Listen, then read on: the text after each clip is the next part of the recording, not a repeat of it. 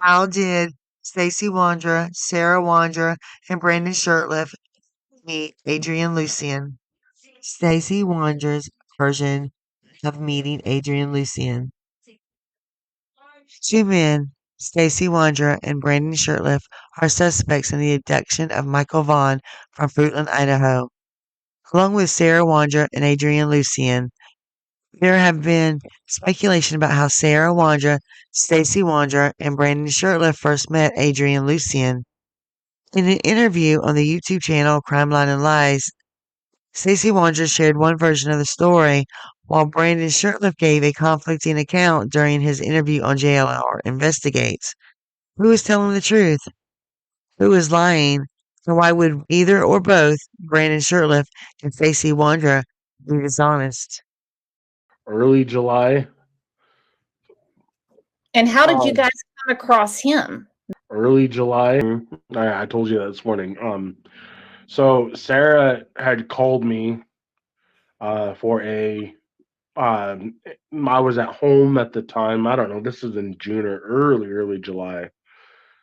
Called me and said that, hey, I have a question for you. We need to talk. I have a taxi customer who called me asking if we would just help him out with a ride. He doesn't have any money at the time. But I'm really compelled to help him. He also doesn't have a place to live. He's staying behind a dumpster in Caldwell. Do you feel like we're in a position to help him out?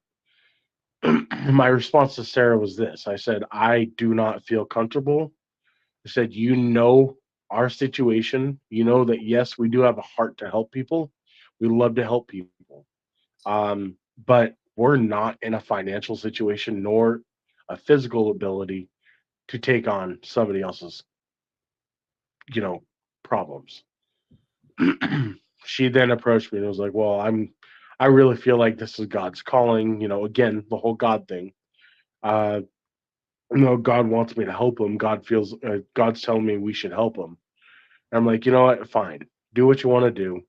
I had told her specifically I was not okay with it.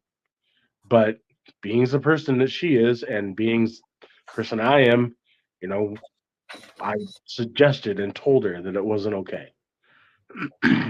But she did it anyways. And as a result, he caused us problems. Like what kind of problems besides? Apparently he was fucking her behind my back. Like he would try to get us to scam people for, like I was telling you this morning, Brooks, scam people, creating a false or a fake chat line and then hustling people for their money and taking their money from them through Cash App.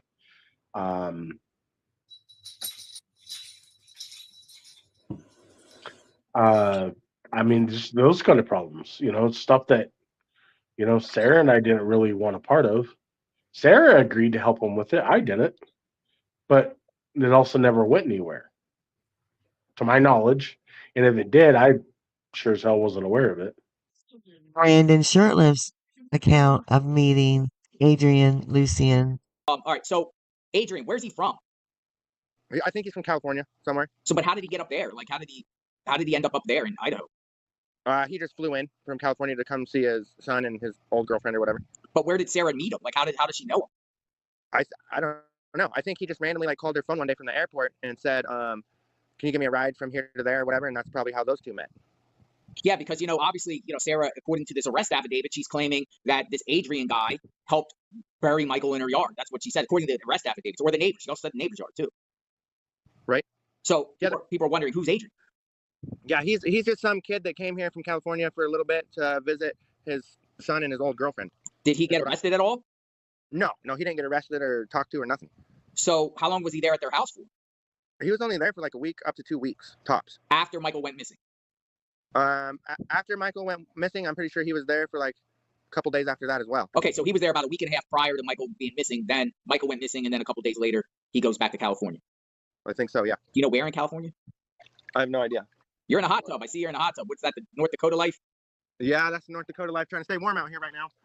Listening to both Staceywondra and Brandonshirtliff's accounts of how they met Adrian and Lucienne only adds to the confusion, leaving the public questioning what the truth really is.